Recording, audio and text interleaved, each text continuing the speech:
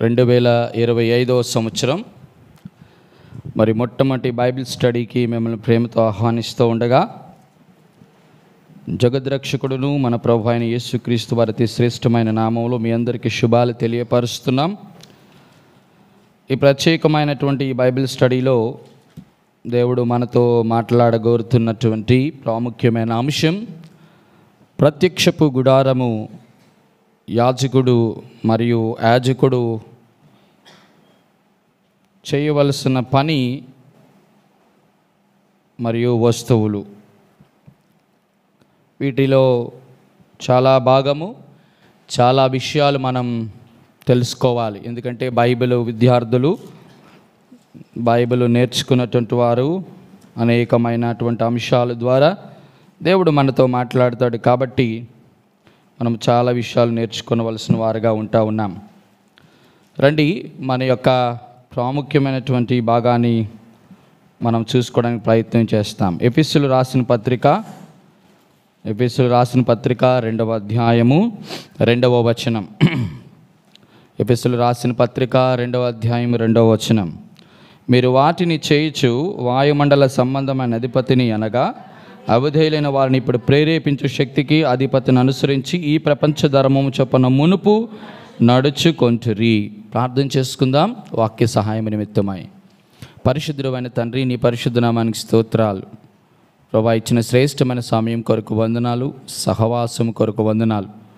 ప్రభా, ఇచ్చినట్టు చక్కటి అంశం కొరకు కూడా మీకు వందనస్తులము. దేవా ప్రభా, మాతో మాట్లాడండి. ప్రత్యక్ష గుడారము లోనే ఉన్నటువంటి ఎన్నో మర్మయుక్తమైన సంగతులు నాయనా ఈ బైబిల్ స్టడీస్లో ప్రభా, అనేకమైన సిరీస్ ఎపిసోడ్స్లో ప్రభా మీరు మాతో మాట్లాడండి.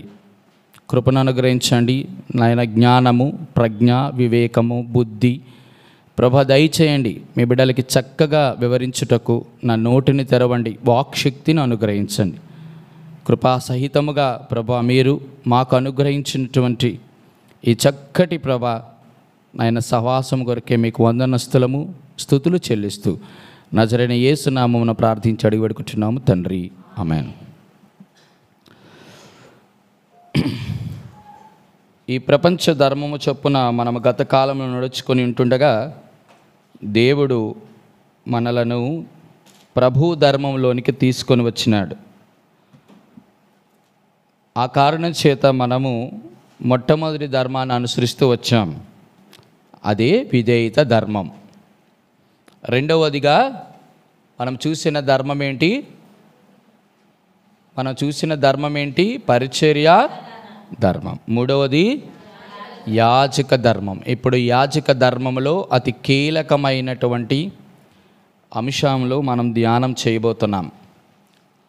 యాజకుని యొక్క వ్యక్తులను చూస్తూ వచ్చాం, యాజకుని యొక్క విధులు చూస్తూ వచ్చాం, యాజకుని యొక్క వస్త్రాలు చూస్తూ వచ్చాం. ఇప్పుడు యాజకును ఇక్కడ వస్తువులు ఏ ప్రత్యక్ష గుడారములు ఉన్నాయో వాటిని కూడా మనం చూసి రావడానికి ముందుగా ప్రత్యక్షపు గుడారం యొక్క పరిచయపు వాక్కులు మనము వినవలసినదిగా ప్రభు పేరిట మిమ్మల్ని బ్రతిమలాడుకుంటున్నాను. ఎందుకంటే యాజకుడు ప్రత్యక్ష గుడారములో పని చేయుటకు దేవుడు అనుగ్రహించిన ఉపకరణాల గురించి మనం తెలియాలంటే అక్కడ పరిచారము చేసినటువంటి యాజకుడు ఎక్కడ ఆ ప్రత్యేకమైన ఆ వస్తువులకి దేవుడిచ్చినటువంటి ఆ పరిస్థితిని కూడా మనం తెలుసుకుంటూ రావాలి. లేకపోతే మనకి ఏమీ అర్థం కాదు. చాలా జాగ్రత్తగా మన మనసులు దీని మీద కేంద్రీకరించాలి. ఎందుకంటే ఇక్కడ చాలా విషయాలు, ఇదొక పెద్ద సుదీర్ఘమైనటువంటి సబ్జెక్టు. కాబట్టి దానిని చక్కగా నేర్చుకుంటే చాలా అద్భుతమైనటువంటి విషయాలు దేవుడు అక్కడ పొందుపరుస్తూ వచ్చాడు. ఆ విషయాలు మనకు అర్థం కాలేదనుకోండి, మనకి ఇప్పుడు కూడా చాలా క్రొత్తగా ఉంటుంది. నేను ఎందుకు ఈ ప్రత్యేకమైనటువంటి ఈ విషయాలను మీకు జ్ఞాపకం చేస్తున్నానంటే ఇది కంప్లీట్గా అన్నీ కూడా ప్రభువైన యేసుక్రీస్తు వారి చుట్టే తిరుగుతుంది. బైబిల్ గ్రంథములో ప్రత్యక్ష గుడారములో ఉన్నటువంటి 7 ప్రాముఖ్యమైన వస్తువుల గురించి మనం ప్రస్తావించబోతున్నాం కదా. ఈ ప్రత్యక్ష గుడారములో ప్రతి అంశము, ప్రతి అణువు యేసు ప్రభు చుట్టే తిరుగుతుంది. దానిని యేసు ప్రభుకి ఎలాగ పోలికో కూడా నేను చెప్పడానికి ప్రయత్నం చేస్తాను. కాబట్టి శ్రద్ధగా విందాం. దానిని బట్టి మనం అనేక విషయాలు నేర్చుకోవడానికి ప్రయత్నం చేద్దాం. మీకు ఒక విషయాన్ని జ్ఞాపకం చేయాలి. ఆ జ్ఞాపకం చేసిన తర్వాత నేను ముందుకు వెళ్ళడానికి ప్రయత్నం చేస్తాను. మనందరికీ తెలిసినటువంటి చక్కటి మాట మీకు ఒకసారి చదివించి నేను ముందుకు వెళ్తాను. నిర్గమాకాండము 25వ అధ్యాయము 8వ వచనం. నిర్గమాకాండము 25వ అధ్యాయము 8వ వచనం. అందరూ కలిసి చదువుదామా?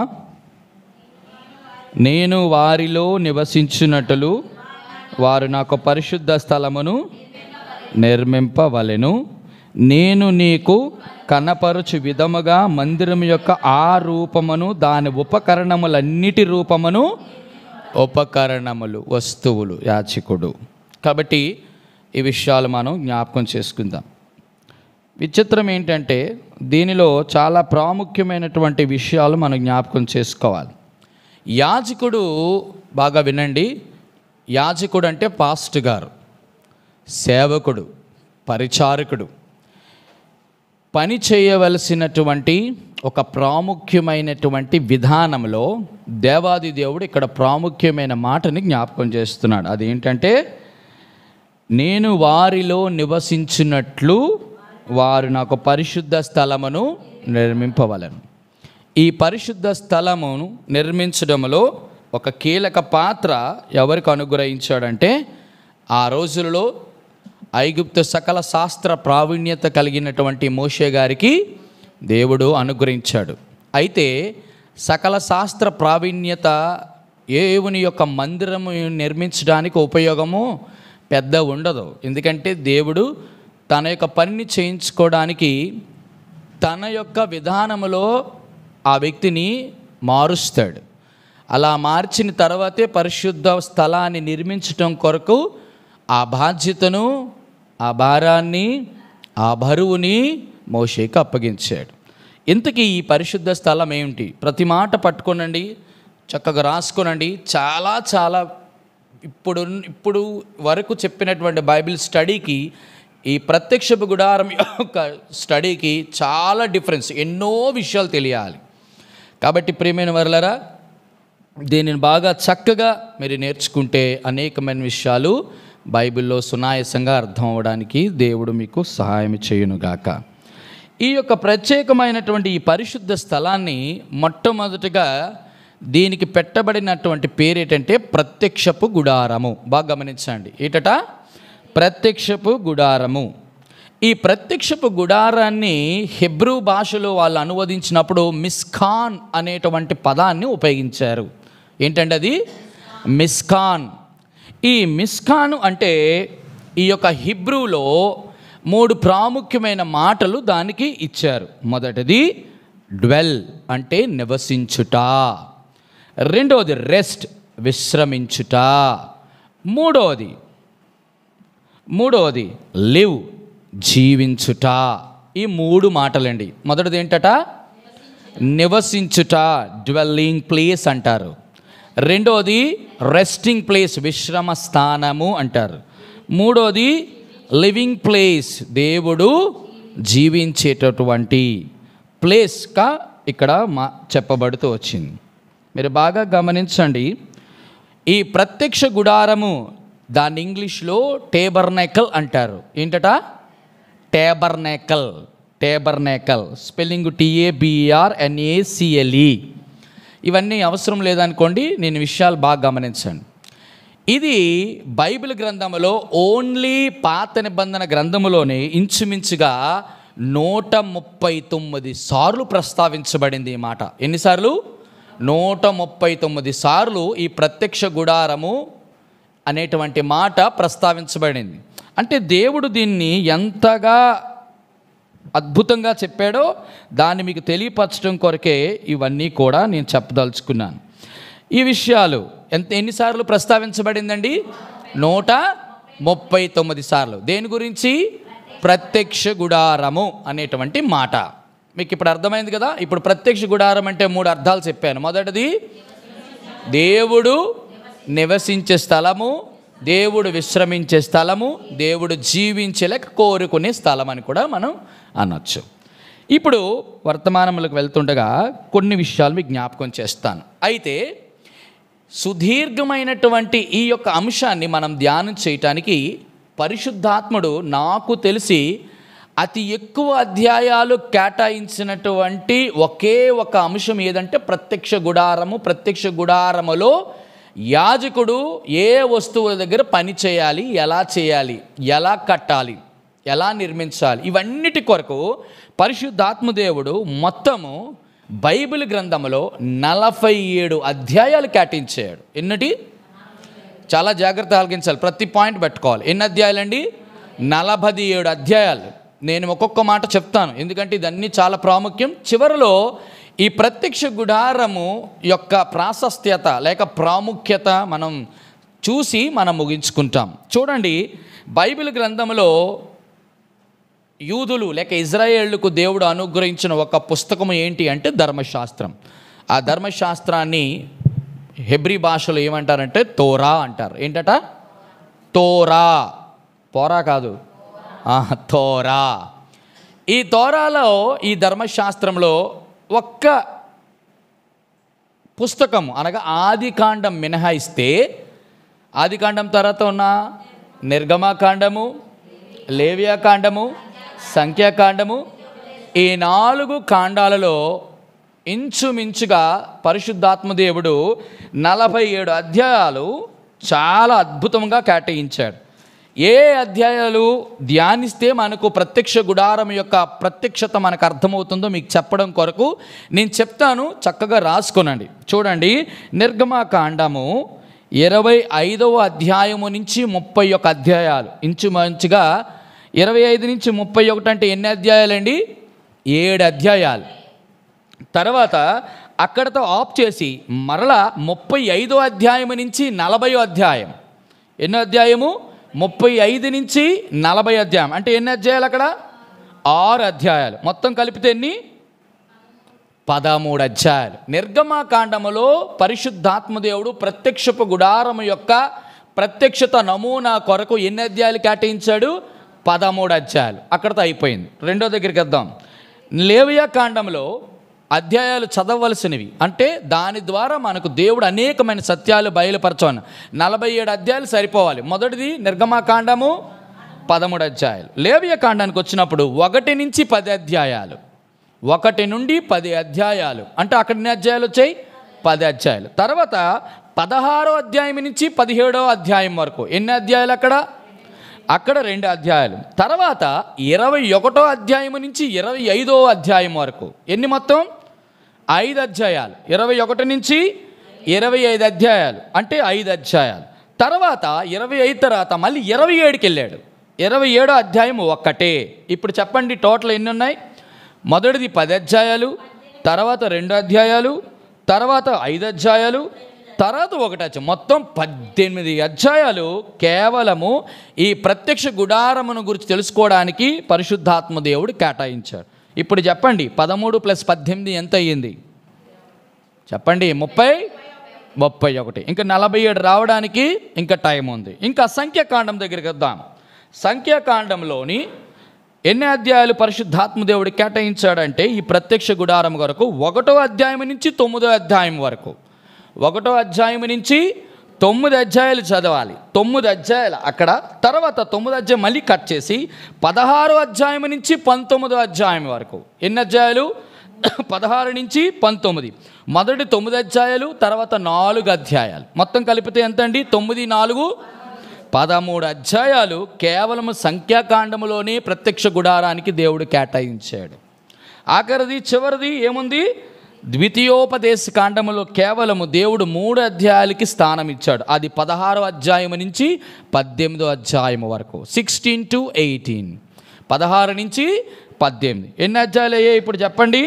మొదటిది 13, రెండవది 18, తర్వాత 13, తర్వాత 3 కలిపితే 47 అధ్యాయాలు సుదీర్ఘంగా మనం చదివి అర్థం చేసుకుంటే అప్పుడు ప్రత్యక్ష గుడారం యొక్క చెప్పండి నమూనా ఉపకరణాలు అన్నీ కూడా మనకి చక్కగా అర్థమవుతాయి. అంటే నేను ఇవన్నీ ఎందుకు చెప్పానంటే ఇవన్నీ కూడా మీరు చదవకుండానే ఏం చేశాను, నేను మీకు అరటిపండుని కొని తొక్కలు తీసి పండు తీసుకొచ్చి మీ నోటికి అందిస్తున్నాను. అది చెప్పడం కొరకు ఇవన్నీ చెప్పానన్నమాట. ఎన్ని అధ్యాయాలమ్మా ప్రత్యక్ష గుడారం కొరకు? 47 అధ్యాయాలు. సంఖ్యలు బాగా గుర్తించుకోవాలి. ఇప్పుడు చెప్పండి, నిర్గమకాండాలు ఎన్ని అధ్యాయాలు ఇచ్చాడు దేవుడు? 13. సంఖ్యాకాండము? అందుకే నేను అడిగాను, మీరు చాలా తెలివైన వాళ్ళు కదా, అందుకే అడుదీటి అడిగాను. మీకంటే పిల్లలు నయం, అడుదీటి చెప్పినా కరెక్ట్గా చెప్తారు వాళ్ళు. ఇప్పుడు చెప్పండి, ద్వితీయోపదేశకాండం 3 అధ్యాయాలు, లేవీకాండం 18, సంఖ్యాకాండం, నిర్గమకాండం టోటల్ ఎన్ని? Very good. ఇక్కడితో చిన్న దాని గురించిన కొసమెరుపు మీకు నేను చెప్పడం జరిగింది. ఇప్పుడు చాలా ప్రస్తావనలోకి వెళ్తాం. అసలు ఈ ప్రత్యక్ష గుడారమును మనం తెలుసుకోవాల్సిన అవసరత ఏంటి? ప్రత్యక్ష గుడారం అంటే ఏంటో చెప్పాను. ప్రత్యక్ష గుడారములో పరిశుద్ధాత్మ దేవుడు ఎన్ని అధ్యాయాలు కేటాయించాడో చెప్పాను. ప్రతి అధ్యాయములు ఎన్నెన్నో చెప్పాను. ఇప్పుడు ఈ ప్రత్యక్ష గుడారము ఎందుకు ప్రస్తావించబడింది, ఎందుకు మనం తెలుసుకోవాలి? కనీసం 7 కారణాలు. ఏంటట? కనీసం 7 కారణాలు. మొట్టమొదటిది, ప్రత్యక్ష గుడారము తెలుసుకున్నట్టు ద్వారా దేవుని యొక్క ప్రణాళిక ఏంటో అర్థమవుతుంది. మొదటిది ద ప్లాన్ ఆఫ్ గాడ్. దేవుని యొక్క ప్రణాళికలు తెలుసుకోవటం కొరకు ఈ ప్రత్యక్ష గుడారము యొక్క ప్రస్తావన పరిశుద్ధాత్మ దేవుడు బైబిల్ గ్రంథంలో ఉంచినాడు. రెండవది, ఎందుకు దేవుడు ఈ యొక్క ప్రత్యక్ష గుడారాన్ని మనకి ఈ బైబిల్ గ్రంథంలో పొందుపరిచినాడు అని అంటే, రెండోది దేవుని యొక్క ఉద్దేశాలు బయలుపరచడం కొరకు. The purpose of God. దేవుని యొక్క పర్పస్ ఏంటో తెలుసుకోవడం కొరకు, ఉద్దేశం. మూడవది, ఎందుకు ఈ ప్రత్యక్షపు గుడారం యొక్క పరిస్థితిని దేవుడు పరిశుద్ధ గ్రంథంలో ప్రస్తావించాడు 47 అధ్యాయాలు అంటే, to know the pattern of God. దేవుని యొక్క నమూనాని తెలియపరచడానికి, ఏ నమూనా ఈ ప్రత్యక్ష గుడారానికి సంబంధించిందని తెలుసుకోవడానికి. తర్వాత ఈ చాలా ప్రాముఖ్యమైన మాట, మీరు గమనించరా లేదో, ఎక్కడ పడితే అక్కడ కట్టడానికి లేదు. ఇది దేవుడు నిర్ణయించిన స్థలంలోనే కట్టాలి. To know the place of God. దేవుడు ప్రదేశానికి ఎంత విలువిచ్చాడో, దేవుడు ప్రదేశము, అందుకే అన్నాడు, నేను నివసించు స్థలం, నేను విశ్రమించు స్థలం, నేను కోరుకొను స్థలం. అది చూడండి ఎంత అద్భుతమో. To know the place of God. ఎన్ని వచ్చినాయి? 4. ఐదవది, ఈ ప్రపంచంలో అన్నిటికంటే దేవుడికి చాలా పెద్ద ఐశ్వర్యవంతుడు, అవునా కదా?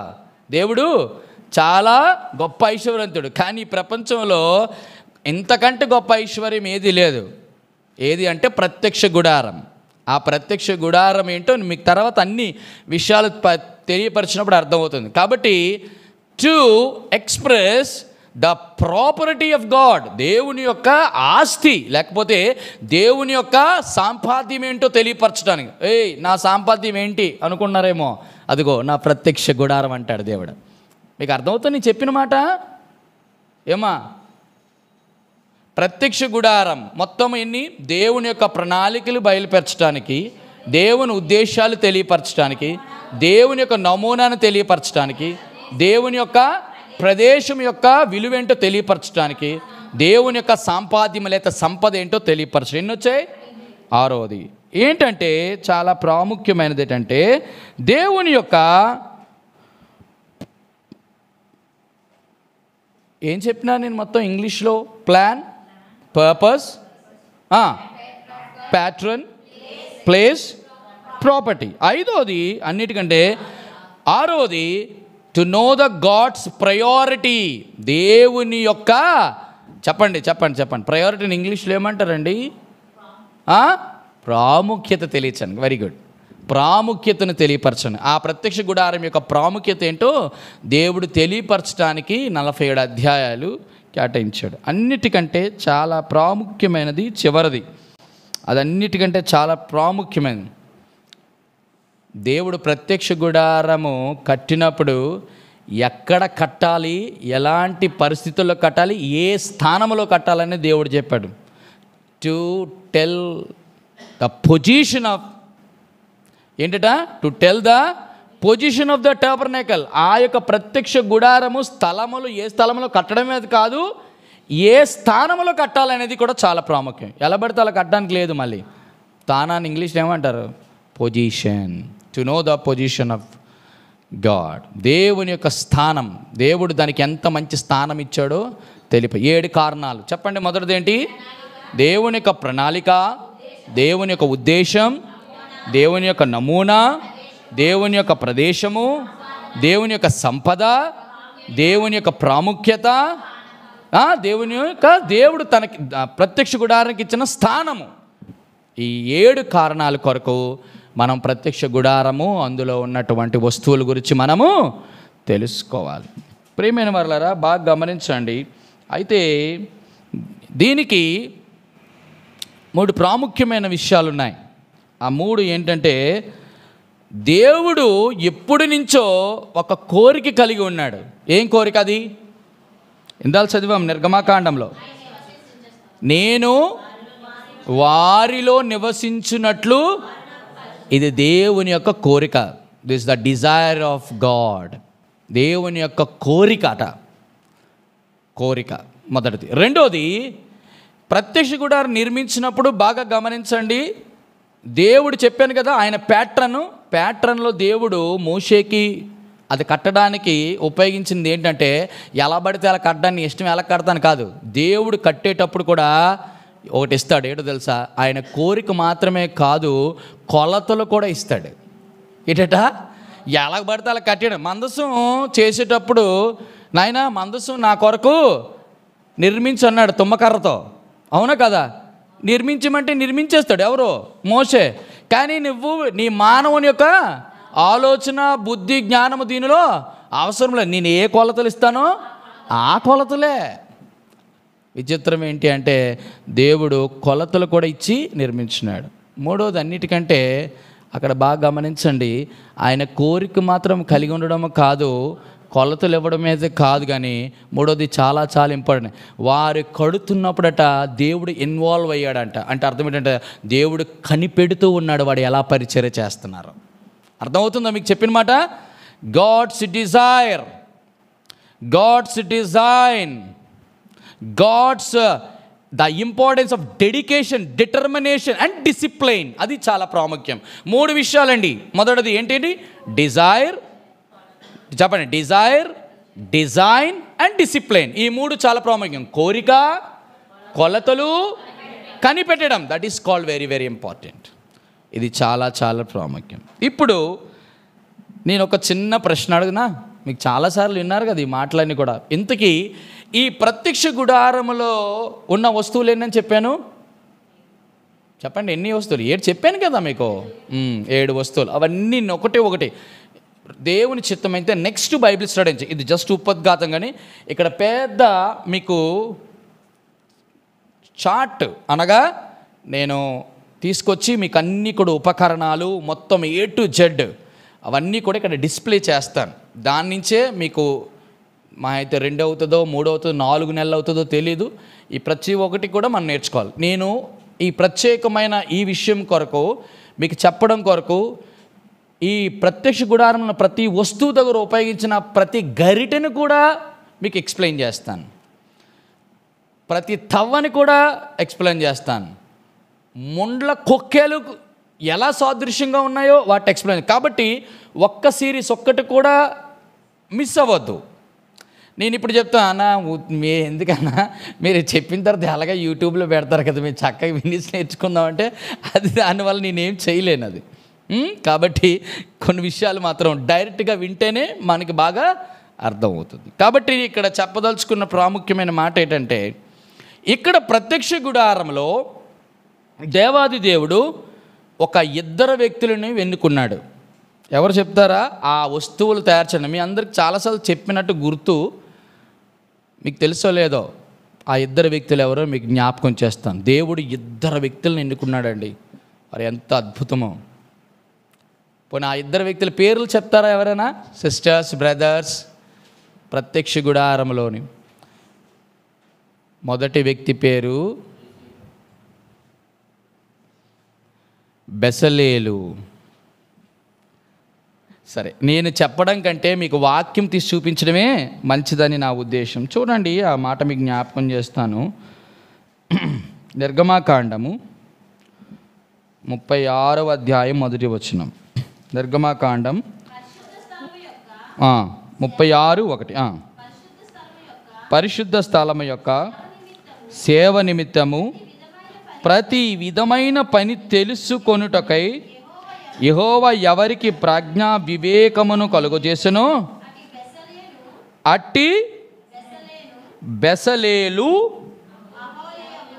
అహోలీయాబును మొదలైన ప్రజ్ఞావంతులందరూ యెహోవా ఆజ్ఞాపించిన అంతటి చొప్పున చేసిన తర్వాత బెసలేలును, అహోలీయాబును యెహోవా ఎవరి హృదయములో ప్రజ్ఞ పుట్టించెనో ఆ పని చేయుటకు ఎవని హృదయము వాని రేపినో వారందరినీ మోషే పిలిపించెను.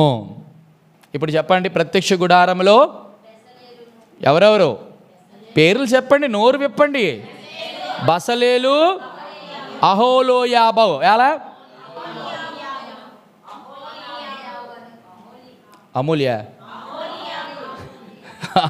అహోలీయాబు. వీళ్ళిద్దరు కూడా దేవుడు వారి జ్ఞాన ప్రజ్ఞలు అవసరంలే, దేవుడిచ్చిన. ఇప్పుడు చెప్పండి, దేవుని పరిచయం చేయడానికి ఎంటెక్, బీటెక్, హైటెక్ అవసరమా? దేవుడికి ఇచ్చినటువంటి, దేవుడు ప్రజ్ఞా వివేకములు కలిగిన ఆత్మను దేవుడు దయచేస్తాడు. ఎంతోమంది గొప్ప వ్యక్తులు చదువు లేకుండా గొప్ప పరిచర్య, దేవుని యొక్క పరిచర్య విధానం నడిపించిన వాళ్ళు ఉన్నారు. కాబట్టి ఎప్పుడు కూడా విద్యావంతులమని మనకి చాలా అన్నీ తెలుసని ఎప్పుడు దేవుని ఇంట్లో పనిచేసే వాళ్ళు ఎప్పుడూ అనుకోకూడదు. కాబట్టి ఇక్కడ జ్ఞాపకం చేసుకోండి, బెసలేలు, అహోలీయాబు. ఇప్పుడు నేను ఒక చిన్న ప్రశ్న వేయినా, బెసలేలు ఎవరు, అహోలీయాబు ఎవరు అన్న అంత తెలిస్తే మేమెందుకన్నా బైబిల్ స్టడీకి వస్తాము అని అంటారేమో. రండి, మీకు జ్ఞాపకం చేస్తాను ఎవరు ఈ యొక్క బెసలేలు మరి అహోలీయాబు. చూడండి, నిర్గమకాండం 38:22. ఇవన్నీ కూడా మీకు తెలియాలి. 38:22. యోధా గోత్రికుడైన హూరు మనవడను ఊరు కుమారుడైన బెసలేలు యెహోవాకు మోషేకు ఆజ్ఞాపించినదంతయు చేసెను. తర్వాత మాట 23. దాను గోత్రికుడును అహీయాసాబుకు కుమారుడునైన అహోలీయాబు అతనికి తోడై ఉండెను. ఇతడు చెక్కువాడును విచిత్రమైన కల్పించువాడును నీల దోమర రక్తవర్ణముల సన్ననారుతోనూ బూటా పని చేయువాడునై ఉండెను. అది అలా ఉంచి మరొక మాట చెప్పండి. 38వ అధ్యాయం 28వ వచనం, క్షమించండి 22, 23 వచనాలు చదివారు కదా? చదివారా లేదా? అక్కడ ఏమేమి చదివారు?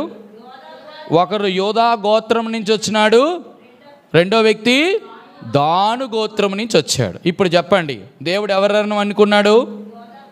యోధా గోత్రికుడును దాను గోత్రికును ఎన్నుకున్నాడు. మీకు అర్థమవుతుందా? యోధ ఎవరికి పుట్టాడు, దాను ఎవరికి పుట్టాడు? ఈ ఇద్దరికి యాకోబుకే పుట్టారు. ఎంతకాల తల్లులు ఎవరు చెప్పండి? యోధ రూబేనుకు పుట్టాడా? తండ్రులు తీసి కుమారులకి, కుమారులు తీసి తండ్రులకి పెట్టకండి. లేవికి ఎంతమంది కుమారులు? ఇది చాలా జాగ్రత్తగా చెప్పాలి మరి మీరు.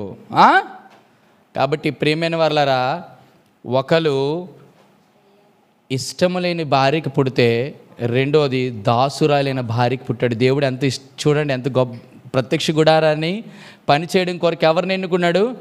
యాకోబు ఎక్కువగా ప్రేమించినటువంటి భార్య రాహేలు. రాహేలు ఇందులో ఇన్వాల్వ్ చేయలా. ఎంత గొప్ప దేవుడు. జబ్బు కలుది, ఇలాంటిది నాకెందుకు అన్నాడు యాకోబు, అవునా కదా.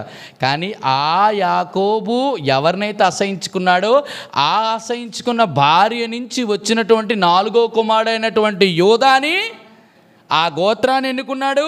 ఆ గోత్రములో నుంచి బసలేలు వచ్చాడు. బసలేలు నుంచి ఆ గోత్రం నుంచి ప్రభు అయిన యేసుక్రీస్తు వారు వచ్చాడు. దాను గోత్రము దాసురాలు, ఆ దాసురాలు నీచురాలు. అటువంటి దానిలో నుంచి పుట్టినవాడు దాను. ఆ దానుని కూడా ఎన్నుకొని దేవుడు చాలా చక్కగా ఆ యొక్క పరిచర్ని జరిగించుకున్నాడు. ఇప్పుడు చెప్పండి, ప్రత్యక్ష గుడారంలో వస్తువులు తయారు చేయడానికి ఉపయోగించిన 2 వ్యక్తుల పేర్లు బెసలేలు, అహిలోయాబు. ఈ ఏ గోత్రాలకు చెందినవారు? యోధా గోత్రానికి చెందినవాడు అహిలోయాబు కదా. బెసలేలు అది చెప్పండి కరెక్ట్గానా. అహిలోయాబు దాని గోత్రానికి చెందిన. రైట్. మీరు చాలా విషయాలు ఇప్పటికే మీరు నేర్చుకున్నారో, మీకు వచ్చాయి. కాబట్టి ఇక్కడ చాలా ప్రాముఖ్యమైన విషయాలు మీకు జ్ఞాపకం చేస్తాను. చాలా చాలా జాగ్రత్తగా వినండి. ఇక్కడ కొంచెం లోపలికి వెళ్తాం. ఇప్పుడు ఈ ప్రత్యక్ష గుడారం నేను చెప్పాను కదా, దేవుని యొక్క 7 కారణాలలో ఒక కారణం చూస్తాం ఈరోజు. అదేంటి అంటే పొజిషన్. మొదటిది ఏం చెప్పాను? ప్రత్యక్ష గుడారమును గురించి మనం తెలుసుకోవడానికి దేవుడు 7 కారణాలు ఇచ్చాడు. మొదటిది ఏంటి? ప్రణాళిక, ఉద్దేశము, నమూనా, ప్రదేశము, సంపద, ప్రాముఖ్యత, స్థానం. ఇప్పుడు స్థానం చూస్తాం. ఇప్పుడు ఎందుకంటే నేను యాక్చువల్గా ఇది ఉంటే ఇంకా మీకు చక్కగా అర్థమవును. యేసుక్రీస్తు ప్రభువారు తండ్రి అయిన దేవుడు, నేను వారిలో నివసించినట్టు నాకు ఒక పరిశుద్ధ స్థలమును నిర్మింపవలను. వాళ్ళు నిర్మించినప్పుడండి బాగా గమనించండి, ప్రత్యక్ష గుడారము ఎక్కడ ఉండాలని? నేను వారిలో నివసించినట్లు. అంటే ఇక్కడ బాగా గమనించండి, ఈ ప్రత్యక్ష గుడారము దేవాది దేవుడు ఎంత చక్కగా వాని యొక్క తెలివి, అంటే ఆయన జ్ఞాన సంపూర్ణుడు, ఆయన జ్ఞానానికి మితి లేదు, ఆ జ్ఞానాన్ని శోధించుట అసాధ్యం. సరిగ్గా ప్రత్యక్ష గుడారం యొక్క నమూనా యేసుక్రీస్తు ప్రభువారు ఈ 33.5 సంవత్సరాల తర్వాత కొల్కోతు కొండ మీద ఆయన మరణించిన శిలువ ఆకారములో దాన్ని నిర్మించడం ప్రారంభించాడు. బాగా గమనించండి, ఎలాగో చెప్తాను, బాగా ఆలకించాలి. ఎలాగట? దేనికి నమూనా ఇది? శిలువకు. బాగా గమనించాలి. ఎలాగ అంటే ఆయన ప్రత్యక్ష గుడారము ఇక్కడ ఉంటే, ఈ ప్రత్యక్ష గుడారానికి దానికి ఆనుకొని 4 స్థానాలు. అంటే దాని అర్థం ఏంటి అంటే, ఇది బైబిల్, ఇది ఇక్కడ ఒకరు, దీని ముందు ఒకరు, దీని వెనకాతల ఒకరు, దీని యువతల పక్క ఒకరు. అంటే దానికి దేవుడు పెట్టిన పేర్లు ఏంటంటే, ప్రత్యక్ష గుడారములో 4 దిక్కులు ఉంటాయి. తూర్పును సూర్యుడు ఉదయించిన దాన్ని ఏమంటాం? తూర్పు. తూర్పు, పడమర, ఉత్తర, దక్షిణ. 4 దిక్కులలో మొత్తము ఎన్ని గోత్రాలు? 12 గోత్రాలు. ఈ 12 గోత్రాలని 3 గోత్రాలని తూర్పు వైపున, పడమర వైపున 3 గోత్రాలు, 3 గోత్రాలు ఉత్తర దిక్కున, 3 గోత్రాలు దక్షిణ దిక్కున. బాగా గమనించాలి, ఏ గోత్రాలు ఎందుకు అటువైపు, ఎందుకు ఇటువైపు, ఎందుకు అటు ఇటు పెట్టాడు అనేది చాలా చాలా ప్రాముఖ్యం. దానికంటే ముందుగా ఈ ప్రత్యక్ష గుడారానికి చాలా ప్రాముఖ్యమైన దాన్ని ఆనుకొని ముందుగా దానికి పరిచయం చేయవలసిన వాళ్ళు. చూడండి, ఇటు 3, ఇటు 3, ఇటు 3, ఇటు 3. కానీ ఒక్క గోత్రము, బాగా గమనించండి, ఒక్క గోత్రం మాత్రం ప్రత్యక్ష గుడారము చుట్టూ ఉండాలట 4 స్థానాల్లో. వాళ్ళు ఎవరు అంటే, తూర్పున మాత్రం మోషే అహరోనులే ఉండాలి. దానికి ఆనుకొని ఇది ప్రత్యక్ష గుడారం కదా. ఇక్కడ స్టార్టింగ్ వీళ్ళ తర్వాత అవతల వాళ్ళు ఏముండాలంటే 3 గోత్రాలు. కానీ లేవి గోత్రంలో 3 ఉన్నారు. ఎవరు? లేవి గోత్రంలో 3 ఉన్నారు. ఏంటి ఆ 3 కుమారుల పేర్లు చెప్పండి. లేవికి 3 కుమారులు ఎవరు? కహాతు, మెరారి, గర్ష్. మరి చెప్పండి మీరు. ఈ యువతల తూర్పున మోషే అహరోను, యువతల కహాతు, ఇటుపక్క మెరారి, ఇటుపక్క గెర్షోం. ఈ 3 యువతలు ఉంటే యువతల మోషే అహరోనులు ఉండాలి. వీళ్ళ తర్వాత ఇటు మోషే అహరోనుల తర్వాత 3 గోత్రాలు, ఈ కహాతుల తర్వాత 3 గోత్రాలు, ఈ యొక్క మెరారి తర్వాత 3 గోత్రాలు, ఈ యొక్క గెర్షోను తర్వాత 3 గోత్రాలు ఉండాలి. ఇప్పుడు అర్థమైంది నీకు చెప్పిన మాట. ఇది ఉందండి, దీని తర్వాత ఇదొకటి, దీని తర్వాత ఇదొకటి, దాని తర్వాత ఇదొకటి, వీళ్ళు 3. ఇది ప్రత్యక్ష గుడారం, దీని ముందు మోషే అహరోనులు, ఆ తర్వాత 3 గోత్రాలు ఉండాలి. మరలా ఇక్కడ కహాతులు ఉన్నారు, మళ్ళీ ఇక్కడ 3, ఇక్కడి నుంచి వాళ్ళు 3, ఇక్కడి నుంచి. ఇప్పుడు చెప్పండి, ఇలాగా ఏమైంది? ఇప్పుడు శిలువ ఆకారంలో దేవుని యొక్క ప్రణాళిక ఎంత మీకు అర్థమైందో లేదో. ప్రత్యక్ష గుడారములో ఎందుకు దేవాది దేవుడు దాని పొజిషన్ చాలా జాగ్రత్తగా ఉంచాడు అంటే, యేసుక్రీస్తు ప్రభువారు పొజిషన్కి ఇచ్చేటటువంటి ఇంపార్టెన్స్, ప్రాముఖ్యత ఇంత అంత కాదు. మీకు యేసుక్రీస్తు యొక్క జీవిత చరిత్రలో 7 ప్రాముఖ్యమైన ఘట్టాలలో యేసుక్రీస్తు ప్రభువారు మధ్యనే ఉండడానికి ఇష్టపడ్డాడు. మీకు అర్థమైంది నేను చెప్పనా? 7 విషయాలు చాలా అద్భుతమండి. మీరు చెప్పండి, ఆయన పుట్టడం కూడా మధ్యనే పుట్టాడు. ఎక్కడ పుట్టాడు? ప్రపంచానికి నడిబొడ్డున ఉన్నటువంటి బెత్లెహేము అనేటువంటి ఊరిలో దేవాది దేవుడు పుట్టాడు. మొదటి కారణం. రెండోది, పుట్టిన తర్వాత ఆయన వాడుక చొప్పున యెరూషలేము దేవాలయానికి వెళ్ళాడు. వెళ్ళినప్పుడు ఆయన ఎక్కడ కూర్చున్నాడు చూడండి. మీకు ప్రతి వచనము ప్రతిదొకటి మీకు చూపిస్తే దాని యొక్క విలువ ఏంటో మీకు అర్థమవుతుంది. చూడండి, లూకాసు సువార్త 2వ అధ్యాయము 46వ వచనం.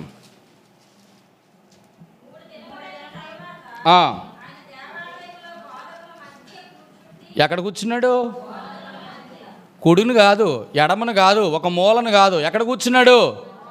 ఆయన మూలను కూర్చున్నాడు. ఎన్ని సంవత్సరాలు ఉన్నప్పుడు ఆయన? 3 సంవత్సరాలు. అది 3 దినాలు చెల్లి. కిందకు వస్తే చెప్పినానా చదువు. ఆయనకి ఎన్ని సంవత్సరాలు ఉన్నప్పుడు ఆయన బోధకుల మధ్య ఎన్ని సంవత్సరాలు? 12 సంవత్సరాల వయసులో ఆయన కోరుకునే స్థానం ఎక్కడ? మీరు ఎక్కడైనా బోధకుల మధ్య 12 సంవత్సరాల అబ్బాయి వచ్చి కూర్చుంటున్నా ఎవడని కూర్చొనిస్తాడా? ఆయన కూర్చున్నాడు. ఎందుకు కూర్చోగలిగాడు చెప్పాలి, మీరు చెప్పండి. ఎందుకు కూర్చోగలిగాడు మధ్యలో? 12 సంవత్సరాల అబ్బాయి యెరూషలేము దేవాలయంలో బోధకుల మధ్య ఎందుకు కూర్చోగలిగాడు? వారి మాటలు ఆలకించి వారిని, దట్ ఈస్ ది ఇంపార్టెన్స్. మొత్తం కెపాసిటీ ఎక్కడుందంటే వినేవారుగా కాదు, అడిగాలి. That is the capacity of Jesus Christ. మొదటిది పుట్టడము, మధ్యలో పుట్టాడు. కూర్చోవడము, బోధకుల మధ్యలో. 3వది చూడండి, చాలా ప్రాముఖ్యమైన మాట, చాలా చక్కటి మాట. మత్తయి సువార్త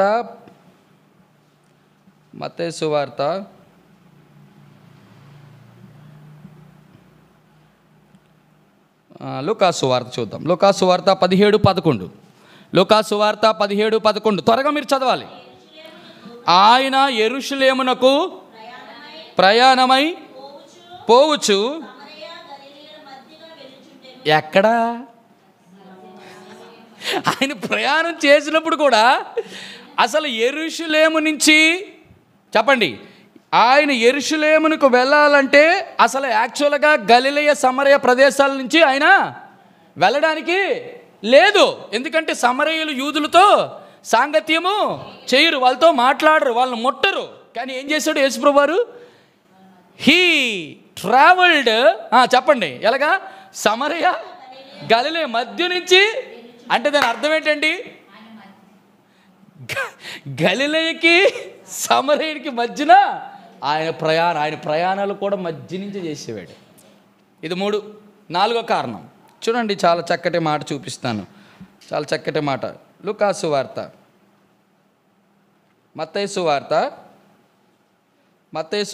18వ అధ్యాయం 20వ వచనం.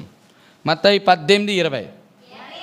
ఎలయనగా 2-3 నా నామమున ఎక్కడ కూడి ఉందరో అక్కడ వారి పక్కన నేను ఉందిరని, వారి మధ్యన ఉందునని. అంటే దాని అర్థం ఏంటి? దేవుడు కోరుకునే స్థానం ఏంటి? మధ్య. ప్రార్థించే వారి మధ్యనే ఉంటాడు. మీరు గమనించండి, దేవాది దేవుడు యేసుక్రీస్తు ప్రభువారు ఎప్పుడు మధ్య. మధ్య మధ్య. ఇవన్నీ ఎందుకు చెప్తున్నాను ఇప్పుడు? ఇవన్నీ దేనికి సంబంధించి? ప్రత్యక్ష గుడారం యొక్క స్థానం దేవుడు ఎక్కడ పెట్టాడు? మధ్యలో. 12 గోత్రాలకి మధ్యలో. మధ్యలో మొదటిది ఆయన జన్మం మధ్య, ఆయన బోధ మధ్య, ఆయన ప్రయాణం మధ్య, ఆయన ప్రార్థన దగ్గర చేసేవారి మధ్య ఉండాలనుకుంటా. ఎన్ని వచ్చినాయి? 5వది చూడండి, చాలా ప్రాముఖ్యమైన మాట. మత్తయి సువార్త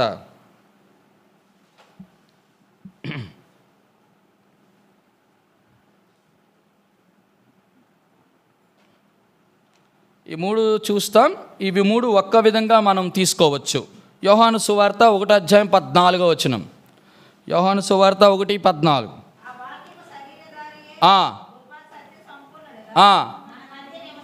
మధ్యన నివసించెను. యోహాను సువార్త 1:26. యోహాను గాని నా వెనకాతలు వచ్చినవాడు మీ మధ్యన ఉన్నాడు, మధ్యన నివసించుచున్నాడు. అపోస్తుల కార్యములు 1:22. త్వరగా మీరు చదవాలి. అపోస్తుల కార్యములు 1:22.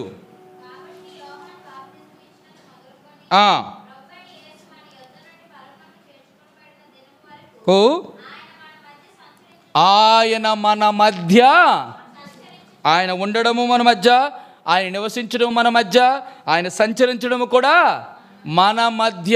దేవుడు యేసుక్రీస్తు ప్రభువారి యొక్క స్థానం మధ్యనే. ఎన్ని వచ్చినాయి ఇప్పటికి చెప్పండి? ప్రార్థించిన వారి మధ్య మొత్తం 4, 5? 4. 5 చూడండి, చాలా ప్రాముఖ్యం. యేసుక్రీస్తు ప్రభువారు. మత్తయి సువార్త 11:21. మత్తయి సువార్త 11:21. అయ్యో కొరజీనా, బెత్సయిదా, మీ మధ్య చేయబడిన అద్భుత కార్యాలు తూరు సీదోనులో కానీ చేసుంటే వారు ఎప్పుడో మారు మనసు ఎక్కడ చేశాడు?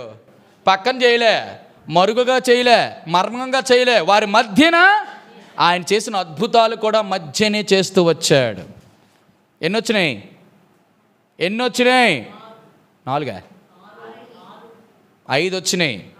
ఈ 3 వచనాలు సపోర్టింగ్ కింద చెప్పాను. ఎవరు నా నామమున కూడి ప్రార్థన చేయుదురో వారి మధ్య ఉండడం, నివసించడం, సంచరించడం. రైట్. చూడండి లూకాసు వార్త 23:33. లూకాసు వార్త 23:33. వచ్చినప్పుడు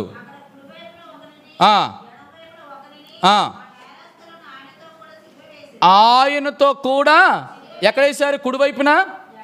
చాలామంది అనుకున్నారు మధ్యన కాదండి, కుడి అనమంటే ఆయన ఇంకో దగ్గర వేసి ఉంటారు కదా అన్నాడు. అందుకే దాన్ని బలపరచడం కోసం ఇంకో వచనం చెప్తాను. యోహాను సువార్త 19:18. యోహాను సువార్త 19:18. అక్కడ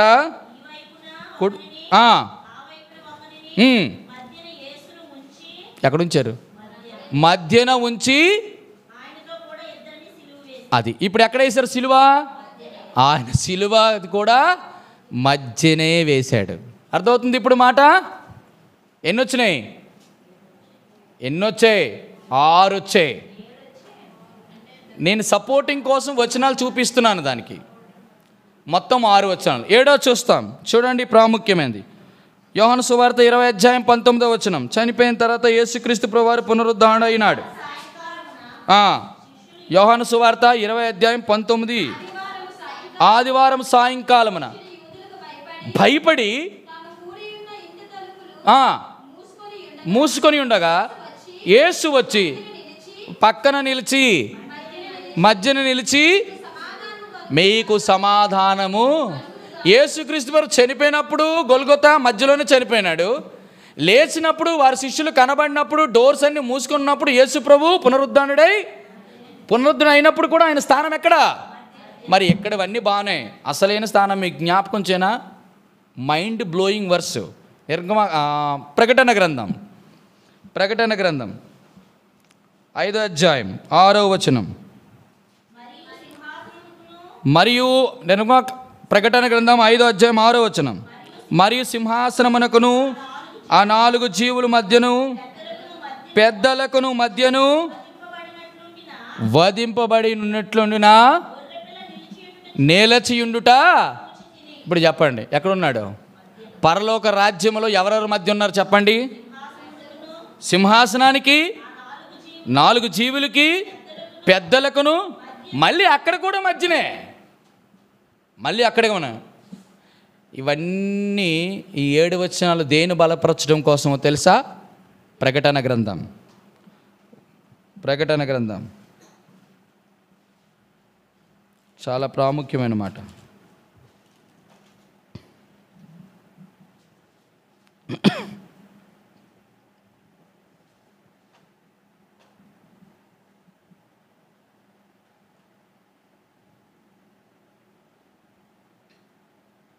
రెండో అధ్యాయం 1వ వచనం. వ్రాయము.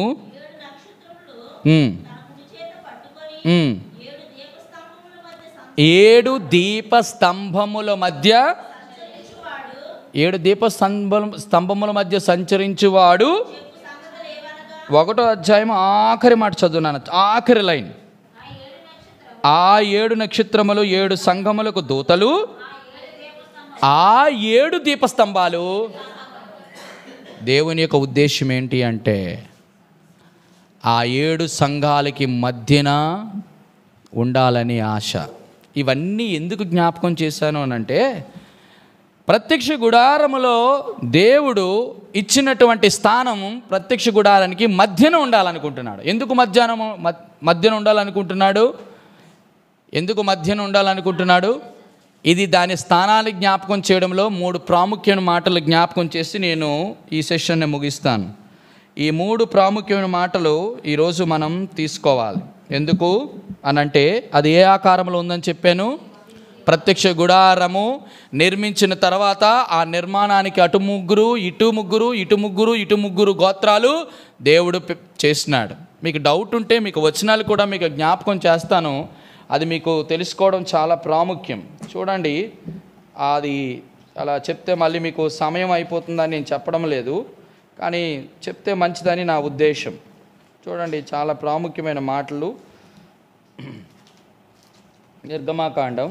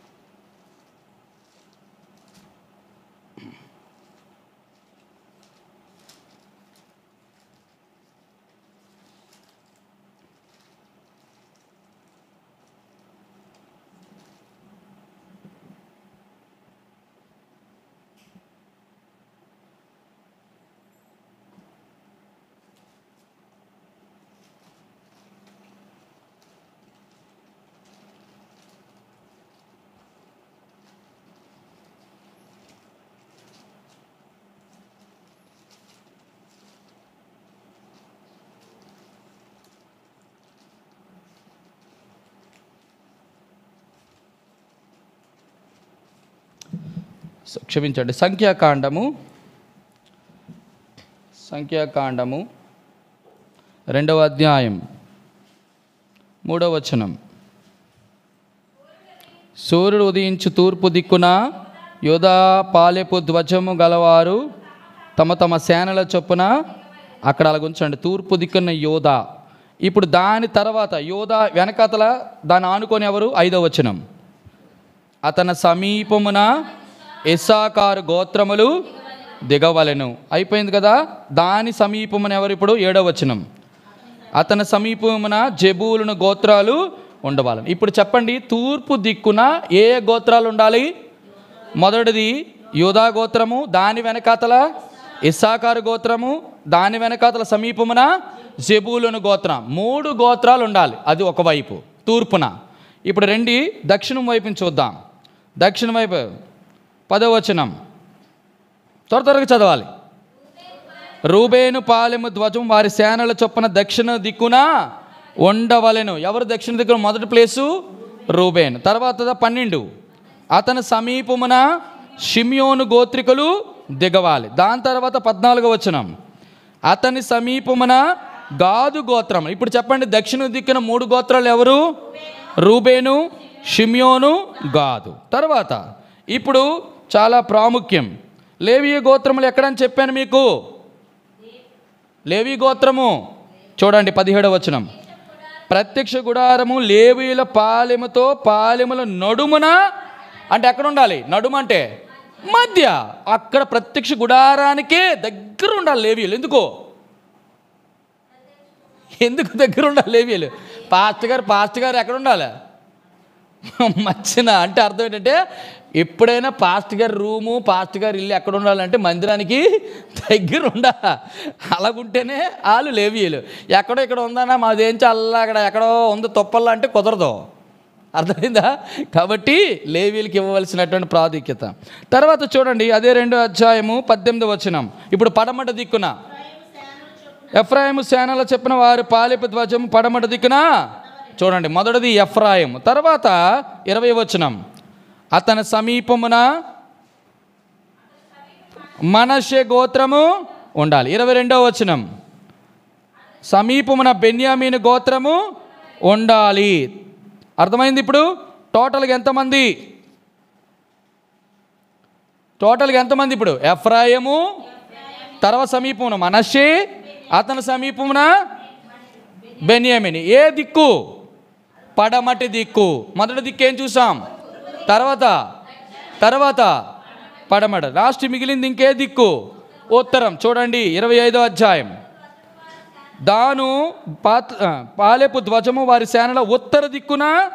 ఇప్పుడు దాని సమీపమున తర్వాత ఎవరు? 27. అతని సమీపమున ఆషేరు గోత్రికులు. తర్వాత 29. అతని సమీపమున నఫ్తాలి గోత్రములు ఉండాలి. ఇప్పుడు ఉత్తర దిక్కున ఎవరెవరు? దాను, ఆషేరు, నఫ్తాలి. సరిపోయారా? ఇప్పుడు సరిపోయారా లేరా? మొత్తము 4 దిక్కుల 4 పంచేసాం. మీకు అర్థమైందా లేదో? టోటల్గా ఎంతమంది అని మీకు లెక్క కావాల్సి వస్తే ఒక్క మాట ఇలా రాసుకోనండి. సంఖ్యాకాండము 1వ అధ్యాయము 46వ వచనం చదివి పెట్టండి. 46వ వచనం. లెక్కింపబడిన 6,03,550 మంది అయిరి. ఎంతమంది అండి? ఎప్పుడైనా ఈ లెక్క తప్పకూడదు. 6,03,550 మంది అండి. ప్రత్యక్ష గుడారము చుట్టూ టెంట్లు వేసుకొని వారి యొక్క స్థానాలు ఉన్నాయి. మీకు అర్థమైంది ఇప్పుడు నేను చెప్పిన మాట. అందుకే మీకు అన్నీ చదివి పెట్టాను. నెక్స్ట్ వచ్చినప్పుడు నేను అడుగుతాను ఏ తూర్పు దిక్కున ఎవరెవరు ఉన్నారు, ఎక్కడెక్కడ ఉన్నారని. మీకు అర్థమైందా లేదో? ఇది చాలా చాలా ప్రాముఖ్యం. ఎందుకు వాళ్ళే ఉన్నారు, ఒకరి సమీపంగా ఎందుకు వాళ్ళే ఉన్నారు అనేది కూడా చాలా మర్మయుక్తమైన విషయాలు. కాబట్టి ఇవన్నీ ఇలా జ్ఞాపకం చేసుకుందాం. ఇప్పుడు ఇదంతా కూడా దేని కొరకు?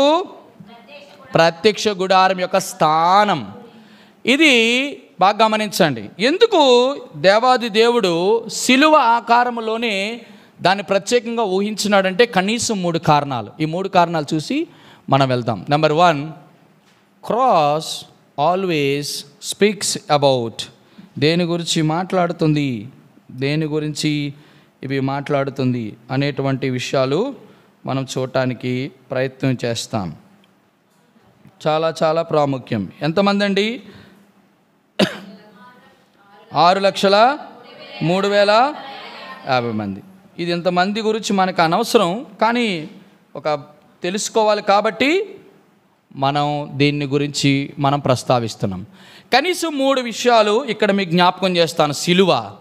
ఇక దేవాదేవుడు జ్ఞాపకం చేస్తున్న ప్రాముఖ్యం ఏంటంటే ప్రత్యక్ష గుడారములను దేవుడిచ్చిన స్థానం మొదటిది జ్ఞాపకం చేస్తే, రెండోది ఈ 12 గోత్రాల వారు ప్రత్యక్ష గుడారానికి ఎలా ఉన్నారు అక్కడ రాస్తూ ప్రతి మాట వారికి సమీపముగా, ప్రత్యక్ష గుడారానికి సమీపముగా, దానికి సమీపంగా. రెండోది ప్రత్యక్ష గుడారము ఏం జ్ఞాపకం చేస్తుందంటే సమీపమునగా జ్ఞాపకం చేస్తుంది. మొదటిది స్థానం, రెండోది సమీపత్వం. బాగా గమనించండి. మూడోది చాలా ప్రాముఖ్యమైనది ఏంటంటే చాలా చాలా ప్రాముఖ్యం. మూడోది ఎందుకు అనంటే మీరు బాగా గమనించండి. ఒక దానితో ఒకటి బాగండి. యూదా, తర్వాత నెక్స్ట్ ఎవరు? తూర్పులో యూదా, ఇస్సాకారు. వీళ్ళకి మీరు బాగా గమనించండి. యూదా, ఇస్సాకారు, జబూల్కి ఇస్సాకారుకి తగు వచ్చింది అనుకో, ఇస్సాకారు భరించాలా. ఇస్సాకారు ఈ గోత్రానికి యూదాకి వచ్చిందనుకో, ఎవరు? యోధా గోత్రము భరించాల. యోధాకి ఈ తూర్పు దిక్కున ఎవరున్నారు? మోషే, అహరోను. వీరు యోధా వాళ్ళు ఏమైనా తిరుగుబాటు చేశారనుకో, ఈ సేవకులు భరించాలా, సహించాలా. సిలువ జ్ఞాపకం చేస్తున్నటువంటి మూడో మాట అంటే సహించుట. సిలువ 3 విషయాలు జ్ఞాపకం చేస్తుంది.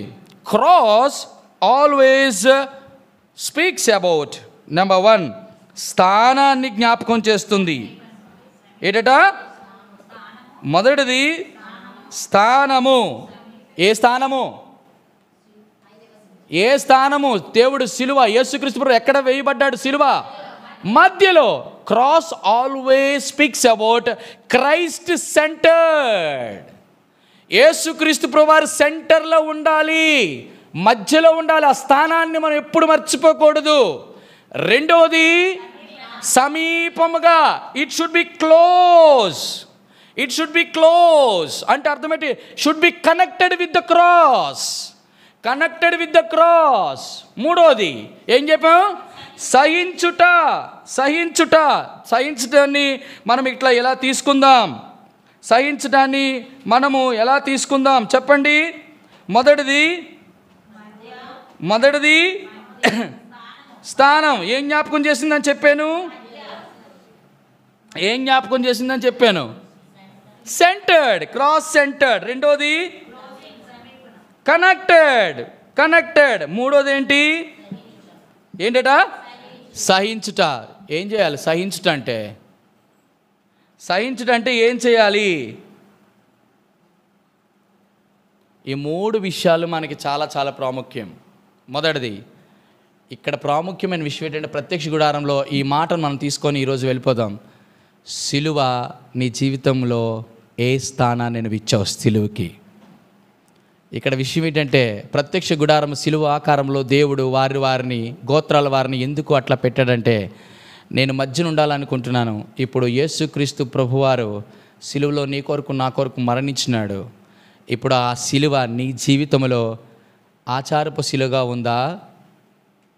చెప్పండి. ఆకారపు సిలువగా ఉందా, లేకపోతే ఆధ్యాత్మికమైన సిలువగా ఉందా? గాడ్ వాంట్స్ యువర్ స్పిరిచువల్, చెప్పండి, క్రాస్. ఎప్పుడు ఎందుకు మీరు గమనించారో లేదో, ఎందుకు సిలువ ఆకారంలో అంటే, where there is a cross there is a crown.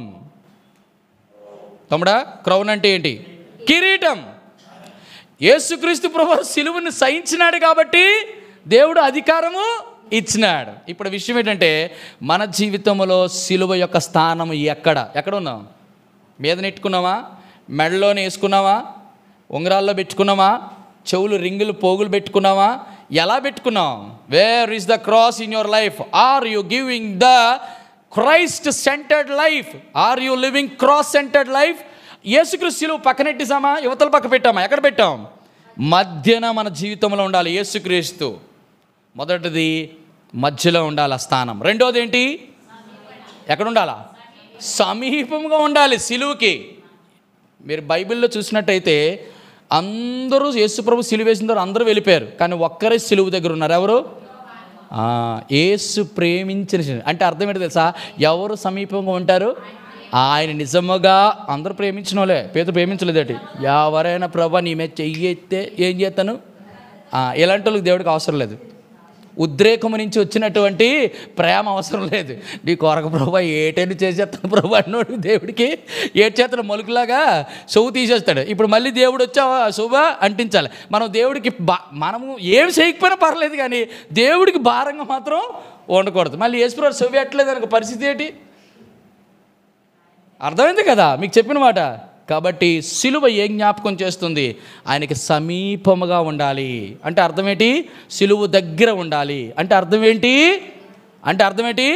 ఎప్పుడు మనం చూస్తాం, ఎవడైతే నా సిలువను ఎత్తుకొని తన్ను తాను ఉపేక్షించుకొని ప్రతిదినము ఆయనను ప్రతిదినం వెంబడించిన వాళ్ళ శిష్యుల్లాగా ఉండకూడదు, యోహానులాగా ఉండాలి. అంటే అర్థం ఏంటి? నిజముగా ప్రేమించను.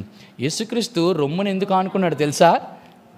రొమ్మును ఆనుకోవడం చాలా అద్భుతమైన వర్తమానం అండి. 3 విషయాల కొరకు అపోస్తలుడైన యోహాను గురించి దేవుని చిత్తమైతే 4 దినాల్లో మీతో పంచుకోవడానికి ఇష్టపడతాను. అది చాలా చాలా ప్రాముఖ్యం. అందుకే ప్రేమించాలి. దేవునికి సమీపంగా ఉండాలంటే ఏంటి? ప్రేమించాలి, నిజముగా ప్రేమించాలి. మూడోది ఏం చెప్పాను? సహించడం. ఈ ప్రపంచంలో అన్నీ మనం సహించుకుంటాం, కానీ సిలువను మాత్రం సహించాం. అక్కడ పోయింది. సిలువను సహించిన వాళ్ళు ఎవరు? సిలువను సహించిన వాళ్ళు ఎవరో ఈ ప్రపంచంలో ఎవరు సహిస్తారు? మొదటిది దేవునికి స్థానం ఇచ్చిన వాళ్ళు, ఎక్కడ? మధ్యన. రెండోది దేవునికి నిజముగా ప్రేమించిన వాళ్ళు. ఎవరైతే ఈ రెండు మధ్యలో ఉంచుకొని దేవుని నిజముగా ప్రేమిస్తారో వారు ఖచ్చితంగా సిలువని సహిస్తారు. ఆ పైరు ఏంటి రాకుండా మూడోది మంచి ప్రభువాని సిలువ ఏదైనా సహించేస్తాను. ఏడు సహించేస్తావు? గట్టి శ్రమ వస్తే గిటగిటలాడేస్తావు నువ్వు, అవునా కదా? మన జీవితంలో యేసుక్రీస్తు ప్రభువారు ప్రత్యక్ష గుడారము నేర్పిస్తున్న 3 ప్రాముఖ్యమైన cross always should be centred, cross always should be connected closely. Last and final, సహించాలి.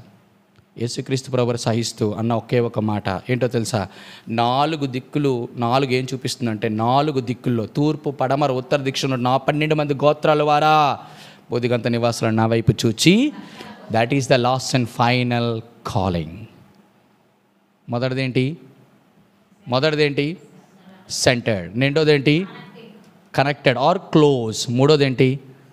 Calling. దేవుడు పిలుస్తున్నాడు. అటువంటి అనుభవంతో ఈ ప్రత్యక్ష గుడారము దేవుడు నిర్మించినాడు. కాబట్టి ఈరోజు మన జీవితాల్లో యేసుక్రీస్తు ప్రభువారు ప్రత్యక్ష గుడారం యొక్క వివరణ మనం తెలుసుకోవడానికి మనం లోపలికి రానున్న రోజులు వెళ్ళబోతుండగా, ప్రత్యక్ష గుడారం మనకు నేర్పిస్తున్న ప్రాముఖ్యమైన మాట అంటే దేవుడికి మనం ఇచ్చేటటువంటి స్థానము ఎక్కడా, దేవునికి మనం ఎంత సమీపంగా ఉన్నాము. మూడోది, దేవుణ్ణి ఏమైనా మనము సహించగలుగుతామా? దేవుడికి పెట్టే శ్రమలు, నిందలు, అవమానాలు, బాధలు, కష్టాలు, అంతేగాని వదిలేసి వెళ్ళిపోకూడదు. అటు రీతిగా ప్రత్యక్ష గుడారపు యొక్క అనుభవం ద్వారా దేవుడు మనతో ఇంతవరకు మాట్లాడినాడు. అటు రీతిగా మనము కూడా ఈ ప్రత్యక్ష గుడారంలో అనేకమైన విషయాలు తెలుసుకోవడానికి రానున్న దినాల్లో దేవుడు మన కృపను గురించి దీవించి ఆశీర్వదించునుగాక. ఆమేన్.